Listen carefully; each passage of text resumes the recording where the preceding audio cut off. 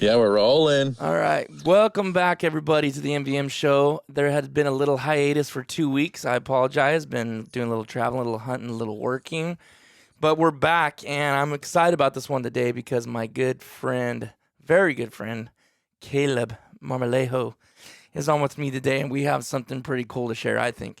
It was cool for us. If anything else, this episode's for us. But before we go any further, just wanted to say check out Motion Ducks, motionducks.com/MVM, and you guys can get that deal. You guys know all about it. You've been listening, and if you haven't done it, pick it up before the season ends, because at the end of this month, January 31st, it is over, and the fat lady will have sung. So pick that up, and also you can still put in MVM 10 and get an additional 10% off on that deal that's already made on that landing page. So go check that out, and we want to say thank you to Motion Ducks for sponsoring this because we believe in them. And you know us, we only pick up the people and work with the people that we truly believe and trust in and know will work for you guys too. So anyways, I haven't even had coffee yet, but I'm rolling, Caleb. I'm like, can you tell I'm just Yeah, whipping dude, it out. you seem kind of sparky over there. I'm excited about the story, dude. Like, Oh, dude, yes. I wish you were in studio so we can do all the hand motions and the acting it out. Yeah, But- so do I. And now let's not leave no details out. So go ahead and tell them what we're going to talk about. Let them know what happened. As far as the overall, the general story. Yeah. So, I don't know, I guess kind of for context, because for a lot of the listeners, it's not going to sound that cool to them. But for me, I mean, most of my season is focused on being behind the camera, actually. So I love to hunt, don't get me wrong, but, sometimes I guess different trips have different priorities. But so my goal for the whole 2021/22 season was I wanted to kill my first Drake Mallard, a greenhead. Mm-hmm. So that was the only, I tried to make some realistic goals for the year, knowing what the trips had in store. And so for me, that was my only goal for the whole year. And this is the story on how we went about that. And it's awesome. But you know what? Let me real quick say for any of you guys that I don't think you do much on Facebook, but go check Caleb's page out, caleb.marmolejo, and how you spell that is MARMOLEJO. And go check his page out. He's the one, and props to Caleb for all that cool content you guys have been seeing on YouTube. And if you're on Instagram, any of those reels that you've been seeing that are super sick, that's all been Caleb. And I want to say thanks, dude, for doing that. Like, that stuff is just clutch, beautiful stuff, amazing work. Dude, thanks for the opportunity. I mean, I wouldn't have been even close to capturing that cool stuff if I wasn't hanging and rolling with you guys. So I'm just as grateful as you are. My wife just handed me a hot cup of coffee. Babe, can you bring in more creamer? Huh? Did you stir it? Can I have some more? Can you just bring some more in here? See, we're very open podcast. I think that's what makes it real. So my wife just handed me a coffee, and we're going to get into the story. So let's just start. So Cable already gave you guys the context, and the context is that we need to kill his first greenhead. And you've been wanting to do that your whole life pretty much, right? Oh, yeah. I mean, for me, I didn't, I'm still working on duck identification, but when I had a vision of duck hunting as a kid, it was killing a greenhead. What put that in your head, though, real quick? Sorry to cut you off, but like, dude, so, I grew up on the central coast of California, and my uncle was a farmer. So agriculture was everything. And we would go to his house. In his living room, he had mounts. So he had a Drake Mallard in the corner, and they were hanging from fishing line. I'll never forget it as a kid. Mm-hmm. They were hanging from fishing lines, so they would spin around, like they had the wings out and stuff. And so, I mean, dude, I was probably no older than 6 or 7 when I was staring up at that thing. Like, I want to do that. So that's a long time coming to fruition. I turned 30 this year. So man, you're old man. I know. I feel it. Feel it in my back. You know what? After that I'm day. glad you're going to turn 30 before I turn 40. I will say that. Little competitive edge. Yeah, because I know that's just that little 30 mark always kind of gets people a little bit like, hey, I mean, I'm the kind of guy that's like, you're as young as you act. It's not about the age, but there's still a little mental aspect there. Kind of like, man, I'm 30. I can't believe I'm 30, Dude, you've lived a lot of life. I thought you were younger, dude, this whole time. Did you really? Oh, okay, dude, well, for sure. What do you think? I was going to guess like 33, 34. Dude, man, you're making me blush. Yeah. Cool. No, I had no idea. I just stirred this coffee with a rusty screwdriver. See, that's what I'm talking about. You've lived a lot of life. I've lived enough I don't do anymore, so I'm just ingesting rust. That's what I'm talking about earlier. We were talking. I'm like, dude, you're just cut from that gritty cloth. I feel like even if you were in your kitchen, you would be looking for that screwdriver to stir your coffee. I only could wish, dude, I was truly gritty. I can be the biggest pansy sometimes. So let the stories begin. So let me think.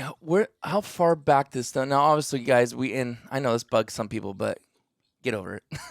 But like, we don't say where we go. We don't. We'll say California or Idaho or Washington or Nevada or whatever. But sometimes we don't even do that. It's just we don't. Yeah.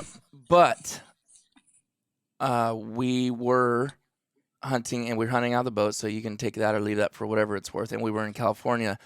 But dude, I'm trying to think. You're better at storytelling than me. Go back a little bit before we actually planned this. We had just went out of town, out of state. You went with us, got all those sick videos and stuff. We come back and we had talked a little bit, and you were pretty much saying like, yeah, dude, it's getting close to being over for me. I may have one more trip in me, something like that, to that effect, right? Yeah.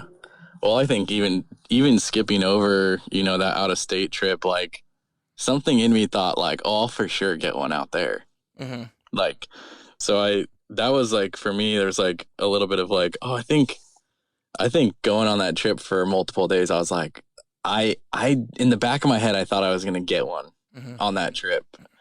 So it kind of really upped it for me. And then the other motivator here is that Travis, super generous, he said, hey, dude, if you get your first bird, I'll help you mount it. So that was like an extra motivator for me now to put like a little more pressure on me to get it done this season.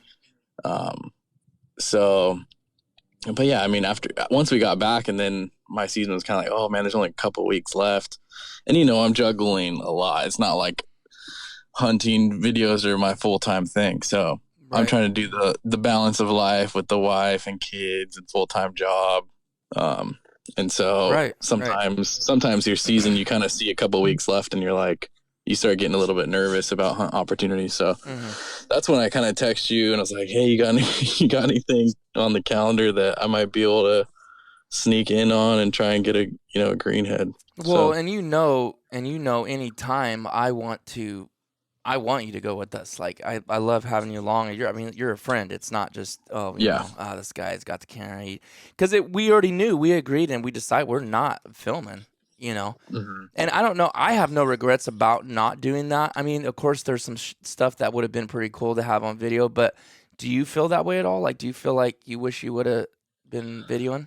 I mean, it wouldn't have happened the way it did if you would have been.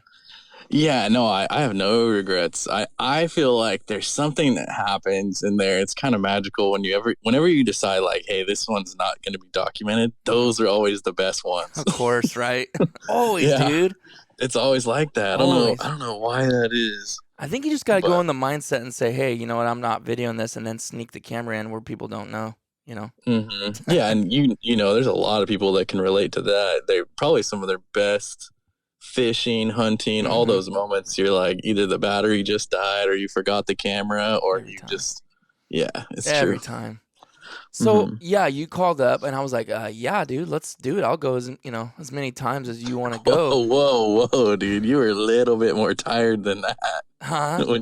You were a little bit more tired than that when we were talking about it. You were just coming off of a big trip, and you were like, I think we could do this day. But I thought you were going to need some recovery time. You always impress me with that. I don't know how you bounce back so fast. Yeah, you You're had like a so flat crazy. tire. Oh my goodness, man! I know I gotta have Braden and Kevin come on for that whole escapade. It was well worth it, but the duck gods do take some price to. You got to pay a few prices, but oh my goodness, yeah, it was. So we got back from our trip late Sunday night. Yeah, I guess I wasn't like in my voice, I wasn't energetic, but I was totally down to hunt. Like, let's go. We were gonna go to some refuges up north and even try to do that. But I go, dude, we ain't gonna shoot a greenhead. Like, Right. I mean, we may get lucky, but like the odds are not there. Mm-hmm. And I don't know, I was kind of trying to get in my head, like, and I think we talked. What day was that? Maybe Monday. We're like, okay, we're gonna do it. Maybe is that kind of when we locked down where we were gonna go? Yeah, we kind of picked a day, and you were like, "Yeah, I can do it." And yeah, we just went for it. Yeah, and we talked about sleeping out there basically. Then I was like, we both kind of want to sleep in our bed because I had been gone traveling, so I hadn't been in my own bed anyways. Plus, I was doing nights at work, so it's like I haven't been in my own bed like 2 weeks. I was like, dude, you know what? I'm good with staying in my bed if you are. And you're like, yeah, we'll get up at the crack of dawn. What time did you leave your house? Dude, my alarm was set for midnight because I wanted to make a cup of coffee for the drive. So I left my house at 1 in the morning. Okay. And I don't think I got up till 1:45, and I left at 2. And got gas in the boat, got a couple of snacks, and Caleb was like right behind, and we're at I was at the launch, and I was trying to get up there a little bit before him get stuff ready, and he markles me, but I didn't have my phone. I was getting stuff ready, and I was like, man, I'm surprised. He goes, I'm 7 minutes out. We're both pretty good at using our GPS and reading off we're gonna be there, and he wasn't there. And I was like, man, I hope something didn't happen. Like, kind of lightly thought over it, and then you pull in. You're like, dude, you not get my Marco? And I was like, no. He's like, I got pulled over. Yeah, I got pulled over. Nothing bad. I wasn't speeding, which is, I mean, I was the whole drive besides that part. Dude, I didn't even tell you what reason. Oh, go ahead. Oh, when I jumped on the freeway, dude, my GPS said like 4:15 or 4:17 or something like that. What? And I was like, oh no, I'm gonna be late because you said you wanted to leave no later than 4. Right, but what? I don't know why, dude. It just said it was farther. I don't know if there was an accident or something, but I was like, oh, I gotta make up some time. So I was cruising pretty good, but yeah, I was probably 4 or 5 minutes away from you, and I get pulled over. And he was a young dude, but he was like, "Hey, your license plate is not reflective enough." He wanted to see if you were drinking or something. Is all he wanted. Yeah. He was bored. I mean, at that I hour, even looked at your plate. Yeah, I was like, I'm thinking, what? I have never heard a cop pull someone over for that. I know there's a lot of cops that listen to this, so you guys would have to tell us. But from my experience and working with some cops, they've basically said, yeah, we just you find a reason. To check other things, obviously. But and I don't blame them at that time in the morning, Right. Yeah. What was it, like 3:45 or whatever, Yeah, something like that. But we still left the launch right on time. Yeah. Literally. So it really didn't hold us up at all. Honestly, shout out to that guy, because as soon as I told him where I was going, I told him I was like, hey, I'm going duck hunting. He like totally changed his whole outlook. He was just like, all right, we'll get you on your way. Right on. That's a cool dude. I think he was one of us. So you could keep going, dude. If I feel like there's something, I'll throw it in, but you can tell the story. So now we're at the boat, we're taking off, and then what's going on? What's going through your head? Yeah. I mean, obviously a whole new zone for me. So I don't know. To me, it was cool because it was like when there's less people and you're not filming, it's so much more enjoyable. So you're actually able to you're kind of more present, you take more it immersed, in. Huh? Yeah. Like you're not busy. Yeah. So it kind of, for me, it was really good actually, because I'm like, okay, this is what it feels like to be actually in the environment and not filming. And that's, besides a couple of local hunts where I'm at, I don't really get to experience that a whole lot. But it's so important, at least a couple times in the season, to keep going. So yeah, at that moment, I'm like, I'm watching you throw the dog in, and it's cool when the boat's really light because you can rip around. And yeah, I just remember you throwing on your goggles, dude. That's what I remember. Like, oh man, I've never seen him wear these. This is gonna get crazy. That's why I love getting your perspective, because it's so new. You're like, what is this? What are we about to do? We're about to go through the jungles of Africa, and shredding I was looking vegetation, for a jump dude. or something. Oh my goodness, dude! I thought I wore those when we were in Idaho. No, man, I never seen those. Oh, you know what? I wore them when I would drive in the mornings, but Thomas didn't wear them, I don't think. That's probably why, dude. Oh, that's so funny. You're probably thinking just like veg is just going to be flying over the front of the boat in my eyes or something. Yeah, I didn't know what to think, but I thought, I never seen him wear those, and we've been in some pretty hairy situations, so I don't know what those mean. But yeah, I mean, that was a pretty mellow boat ride, right? Yeah. And I mean, it was efficient. We had minimal gear. Dude, I think that's one thing I'm learning that is awesome about duck hunting is, that you can make it as complicated as you need to be with the number of decoys and the type of gear that you have. But it's when you go to pack for a duck hunt, like for me, it feels fairly simple. Like you got your gun. I mean, I'm sure the boat for you adds a ton of stress, but in terms of like actual gear, like once you're warm, it's pretty simple, like your gun and your shells and, your calls. But maybe I'm missing that because I'm spoiled because you always have a lot of the gear that I don't have to bring. No, it is but I think you're thinking in perspective of like a filmer, a videographer, a photographer, like your other jobs. So your batteries, charge this, dude, because it brought a whole nother level of, and you don't realize how simple it is getting that stuff ready until you're doing all that other stuff on top of it, right. and trying to capture it. So yeah, no, that's true. Maybe that's what I was feeling more is like, because I got to ditch the camera, it was just super easy to enjoy it. Yeah, and I mean, that's what I've done. I haven't been filming the hunts, and we've been having epic hunts, like epic. Yep. Sometimes maybe in the years past, I would throw that word around lightly, but I don't anymore. I'm telling you what, I just came off 3 days of insane epic duck hunts. Yeah. But so anyways, I had just come back from a binge of that. Yeah. And we come into this, and honestly, I believe correct me if I'm wrong, but like I was basically saying, you know what? I don't even care basically if I get one. I think we'll get one or two apiece, maybe. But the goal is, I said, you shoot the first couple shells. If you miss, I'll clean it up, right? Pretty much that's what I was saying. Yep. So we get out there, we get to the spot, and I hand you a big flashlight. Yeah. And I send you on your way. Kill. Yeah. So I got to be the watchdog. Yeah. Make sure nobody's coming in on us. Yeah. Yeah. Which is great. I need to do that stuff. I need to there's a lot where I've been fast tracked, and I think that's something that I don't want to miss out on any of those like rites of passage, I guess, So getting to stand out there for 2 hours with the flashlight felt like it added to the story a little bit, Felt like an eternity, probably, huh? Oh yeah. Because I'm setting up decoys, and the bummer is we all know if you hunt any state, we call them toolie ninjas in California, but I mean they're basically guys that come in super quiet, lights off, sneak in, even when they know there's someone else there, and then set up. So you're just basically keeping those guys off you, get some room, because like I've said so many times, I'm like, it's not, to me, it's worse. It's not as bad coming in on somebody as it is, why do you want to hunt so close to somebody else? Like those guys are choosing to be that close to another hunter. Like and to me, the second worst thing is being not having etiquette and coming that close to somebody. But by far, it's way worse of the people deciding they are making the steps and walking towards other people, knowing that they could be shooting at birds that they want to shoot at or call at. Like that blows my mind.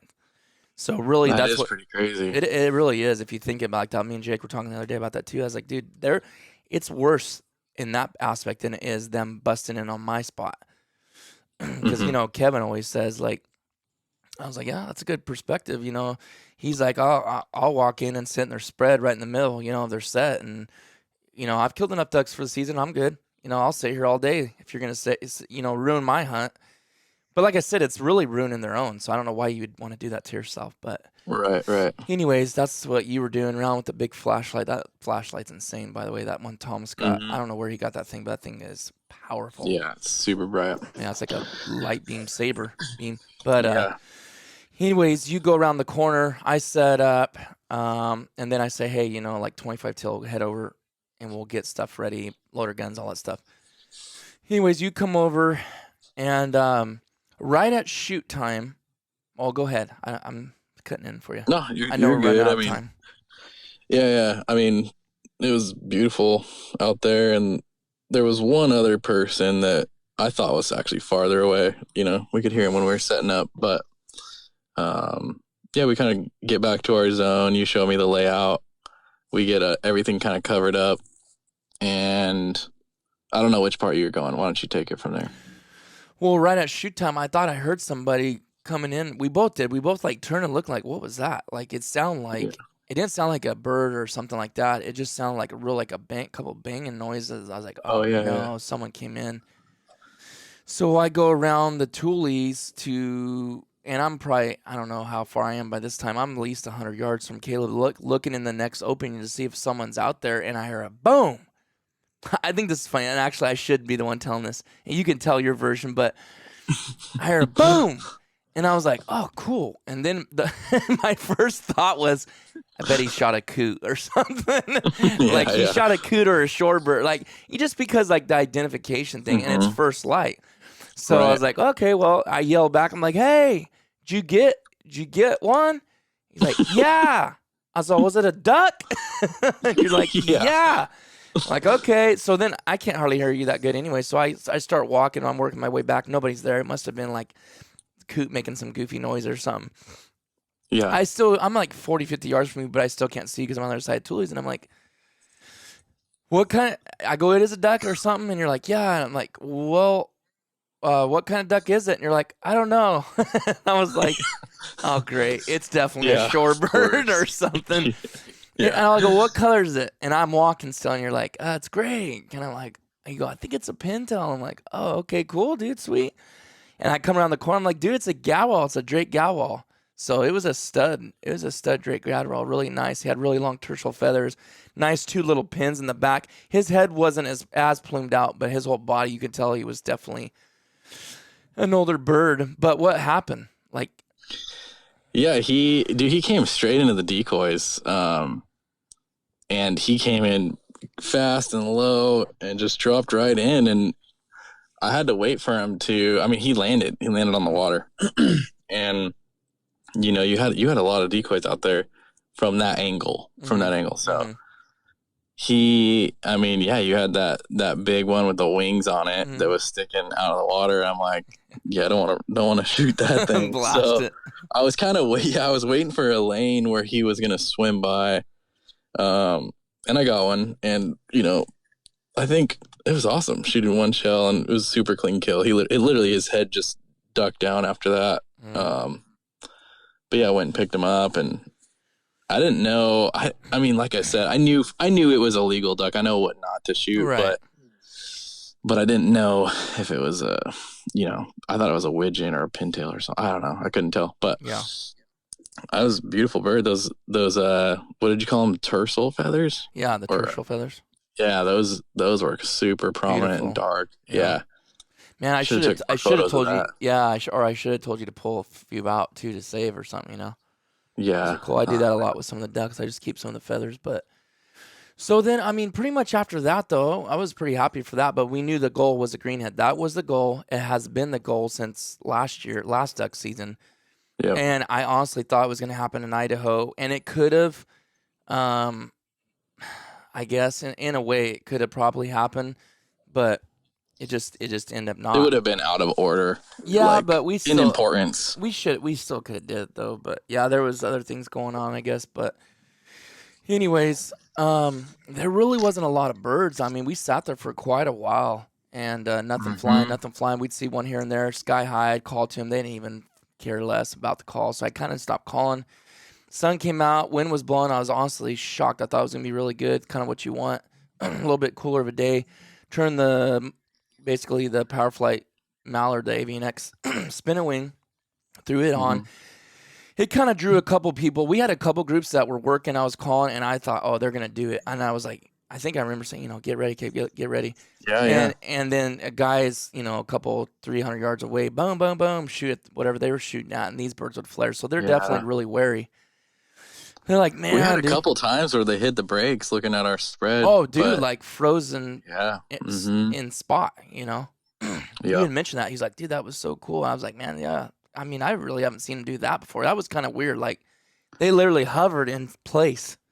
Yeah. Looking at the spread and just bounced out, or I heard shooting and kind of got flared. But anyways, by this time, it's like 12:50. I'm like, dude, I have to roll. Like, we have got to go, and I got to pick up no matter what. And like, I could tell you were a little bummed. I was bummed. I mean, but I wasn't like, well, it's that mixed emotion of like, it's still a great day. Like, it's hard to have a bad day like that where you I mean, for me, get to hunt, it's just beautiful. So there's that part where you're like, that's all right. Like, you're still happy, but then in the back of your mind, you feel like you haven't completed the job. Right. Yeah. And let's see. So you did something that I totally get and understand.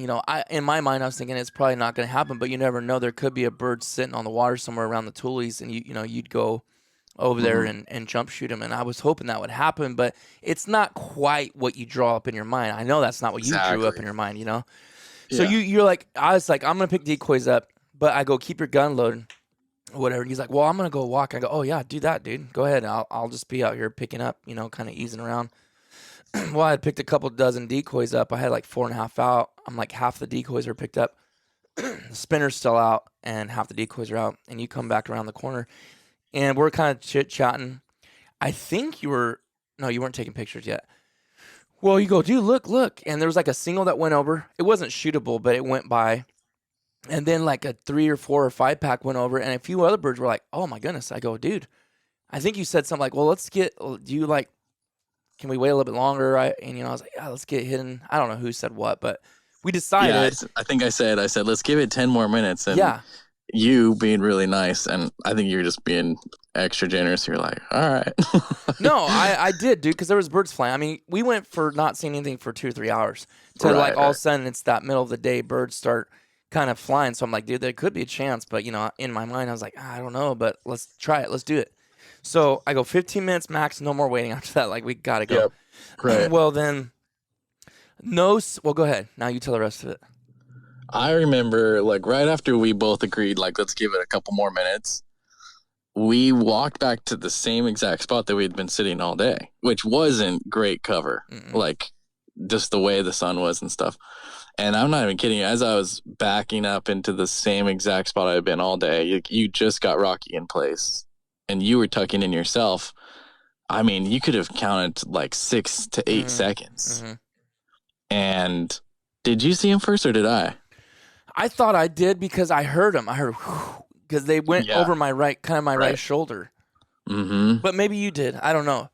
It happened so fast, dude. I can't even remember. But I do know that I caught them and I heard them like to the right of me, on the deck, like on top of the tulies. Super low, yeah. And I mean, they came right over us, and dude, they just busted a 180 right there on top of the spread. And that was that is what I dreamed up right there. That was the vision. How many? 6 of them? Yep. All just staring at us in the face. 20 yards max. You're like, don't move. And I'm like, I got my finger on the safety, dude. And I mean, I can see it in my mind where he's cuffed up and he's 4 or 5 feet off the water, and he's just there staring straight at us. And you didn't have your gun. No, I didn't even have my call. I started putting stuff away. I mean, obviously I didn't need the calls, but I'm glad I didn't have. Like we've talked about, I was like, man, I'm glad I didn't have my gun. I feel like it would have just put some kind of weird pressure on you, or whatever. I don't know. It was so much better that way. Honestly. Yeah, it made it simple. Like I might have thought like, oh, you have the priority here because it's closer to you or something. But yeah, I mean, there were 6 of them and they were all great within range, but for some reason that right side just looked a little more dense. That's one I had picked in my head too. Yeah, and so that dude you're like, you're like, kill him. Oh, dude, that was incredible. I pull up, one shot, boom, and he falls straight towards us. Rocky runs out. That's what it's all about right there. Buzzer. And were you the one that said buzzer beater? Oh, dude, yeah. That was in overtime, dude. Dude, it was. That was, oh man, that was insane. Honestly, I will say that was in the top 3 of this season. Amazing, memorable, just insane dills to me. And we only walked away with 2 birds. I didn't even shoot one. I didn't even pull the trigger. Yeah, but you never shot a shell. Never shot a shell. But here's my point. And guys, I preach this over and over and over and over. It's not about the amount of birds. I know we show pictures of stacks of birds. I know we show pictures of single birds. You're going to see this picture on both of our Instagrams here soon. One bird, and the smile on Caleb's face can trump those guys that stack up 10 limits, or us with our latest trip. Dude, it was the journey and the goal that was set. The goal that day was to shoot 1 Drake Mallard, and we did it in overtime. And overtime. And dude, I'm not a huggy guy, dude, but we literally ran to each other, dude, and just embraced. We're like, yeah! Dude, I was so unbelievably pumped for that, dude, just out of my mind. Dude, and to look back at you, like, what happened there, I think, so you shot it, you crushed that Drake right on the first shot, and it's falling, and I'm running towards it ahead of you. Yeah. And Rocky busts out going for it, and I look back at you. I think I went yeah! We were looking at each other. Yeah, baby! And then we just ran, embraced. Dude, it was music awesome. was playing. I wish I could have seen it from your side. Oh, dude, I know. And you nailed it too when you're talking about the whole process, what was going through my mind. And truly, I wasn't thinking, oh, I don't have my gun, because I know he had said that. What I was thinking is, please, God, don't let him miss. Please don't let him miss. Because I was like, if it's ever set up any better than that would have. Could you imagine, dude, if we had that opportunity and I missed? Oh, well, dude, I've missed. Everybody listening to this podcast that's stuck on it has missed those kind of opportunities. So, because, dude, it's such an adrenaline rush and you get overamped that you just blow it. All 3 shots, you're like, how did I just miss? That would have been heartbreaking, dude. Oh, man. And when you did it on the first shot, I think all that combined, the goal, the hunting, not seeing nothing, last minute, Drake Mallard, you hit it, your first Drake Mallard. There was so many explosions happening all at once, dude. It was just overwhelming, honestly. Yeah. And a lot of what I do for work, or even what I like to do for the hunting stuff, is you're trying to find a story. And sometimes that requires work, or sometimes you got to help the story out a little bit. But days like that is you don't have to do anything, because it all just happens right there. It was incredible. It was. I mean, I can't even say enough with about that whole scenario. And I just to the right of me, 20 yards, literally did a 180, like you said, and cupped in the little hole that we were in. I'm talking, we were in a little hole, guys. And that's how Mallards like it. But the fact there was already a lot of decoys in there, and there was 6 in that pack, I couldn't believe they were literally doing it right in 20 yards. And really, the only reason they flared is because I just said, shoot him, or whatever I said. And right when I said shoot him and Caleb pulled up, they started flaring straight up. And I mean, it was honestly, it was a perfect shot for you. Honestly, it really was. Right. Yeah. I mean, if you had your gun, there probably would have been a couple more birds down. I think at least 1 or 2.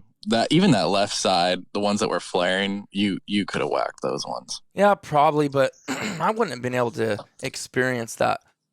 Yeah, no, the way I did. You know what I mean? No, it happened perfectly. It was all for a reason, right there. It really was. Dude, I think there's something so cool about the I want a nice gun or something, but dude, I love my little $279 That pump 870, shotgun. that's all that the 870 cost? At the time, yeah, it was. I think it was like three. I mean, this is pre-COVID, you know, Mm. and it was like Man, I thought they were like 330. $700 or $800 for those. No, it was like 330 or 349, and around Christmas time they did like a $50 or $70 off. So I ended up paying like 280. Dude, that's But clutch. like, yeah, there's something cool about that's what I kind of back to that like simplicity and that like just I don't know. It's such a simple sport. So cool.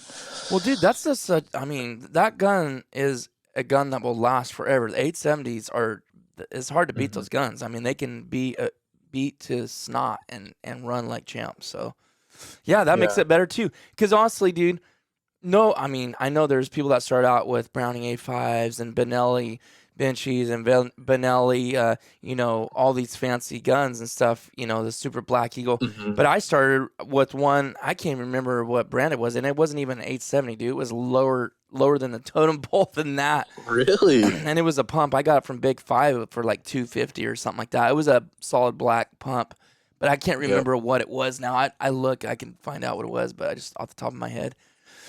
But yeah, I mean, that's how, dude, that's how most people start. You can't, and see, that's why when people look at you like, oh, you got the Browning A5, it's like, dude, I've been duck hunting for over 20 years. I'm surely by now I've saved up enough money. Your shoulder. Yeah, I've saved up enough money that I can buy, you know, another one I like or whatever. And that's just all it's about. People, I think to me, people come like right in, like you said, you're kind of right in the front lines. Right out of boot camp, and you just don't know what you don't know. In fact, to bring in a little story of that, Thomas sent me a podcast of this Navy SEAL guys. It was really good. Haven't finished it yet, but he was 19, Navy SEAL, going to Afghanistan. I'm like, he doesn't even hanging with all these dudes, these top level dudes. I mean, he honestly didn't even have a clue what he was part of in all reality. You know what I mean? Like, that's unheard of to be that young. I mean, he definitely had some help. His dad was a Navy SEAL. But I'm just saying, like, I understand what you're saying about coming into this deal. And like the humble beginnings. Yeah. Like, it just it gives you a little bit of time to soak in what's really happening. You know what I mean? Yep. Yeah. No, that was, for some reason, that was just a special part from me. It was just like, you're my own gun, just like, there's something special about that. And I don't know. It was just, I'll remember it forever, dude. That image is burned into my mind. Oh, mine too. I can't wait to see what Travis does with the bird, and can't wait to see it all. Yeah, dude. Well, thanks for coming on. I know you're kind of both busy, but we knew we had to get this one while it was still fresh in the old memory bank. Yeah, dude. I hope there's some young guys listening to it that are inspired and maybe they have a similar goal or something, but you know that your listeners have stories like that for days. Oh, yeah. Dude, I got so many, those images that you have, those ducks swinging, I've got so many of those I can specifically think back to. I mean, every bird in my office, I can tell you exactly which way they're flying, which way I shot them, and how far they were. I really can. Yeah. I mean, that's the chase right there. I think, I mean, that's why we do it. I mean, I can relate to surfing moments for sure. Just those visuals that you can never unsee. So, wow. All right. Well, thanks for come on, Caleb, and I'll be chatting with you some more. But guys, appreciate you listening, and we'll get rolling on them again. I got some. I know I've been promising some guests, but all the guests that I have are duck hunters too. So trying to link up all these dudes is pretty interesting during duck season. But kind of want to keep bringing you guys the content. So thanks for listening. We'll see you guys on the next one.